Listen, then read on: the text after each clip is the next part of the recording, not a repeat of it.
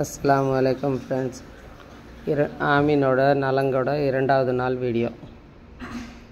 இது ஆமீனோட தம்பி, அவன் பக்கத்தில் இருக்கிறது. ஆனால் அவனையும் கூட உட்கார வச்சு நலங்கு வச்சுருக்காங்க. எல்லோரும் துவா செய்யுங்கள். எல்லோரும் நலமாக இருக்க வேண்டும் என்று நானும் துவா செய்கிறேன். அல்ஹம்துலில்லாஹ். கல்யாணம் நல்லபடியாக நடக்கணும். அஸ்ஸலாமு அலைக்கும் வரஹ்மத்துல்லாஹி வபரகாத்துஹு.